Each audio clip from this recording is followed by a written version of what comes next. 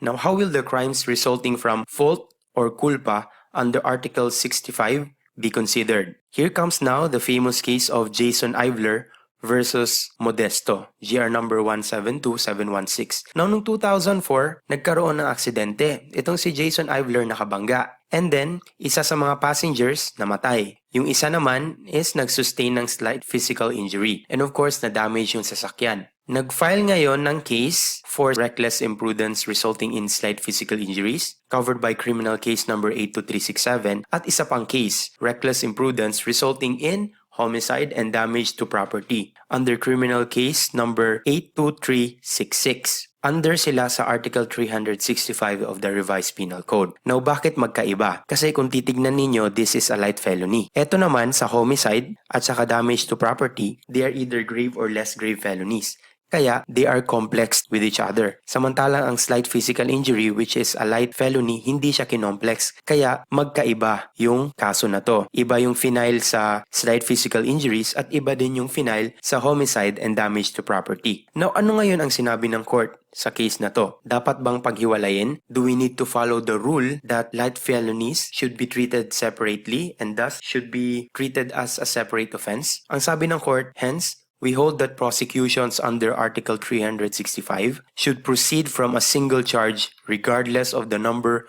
or severity of the consequences. Tignan ninyo, single charge regardless of the number or severity of the consequences. Kahit pag-aano kadami yung resulting injury because of Article 365 or dahil sa kapabayaan mo or dahil sa negligence mo or imprudence, there will only be a single charge. Dapat pagsama-samahin silang lahat sa iisang information or sa iisang charge. In short, there shall be no splitting of charges. So kung halimbawa nakabangga ka, gaya nitong case, and merong namatay and merong nasugatan, merong light felonies doon at merong grave or less grave, hindi mo sila isa-separate. Kailangang i-file mo sila under a single information. Only one information shall be filed in the same first level court. So you don't have to follow the rule in complex crimes na kapag light felony, you treat it separately. Kapag ang felony na yon is under Article 365, fault or culpa.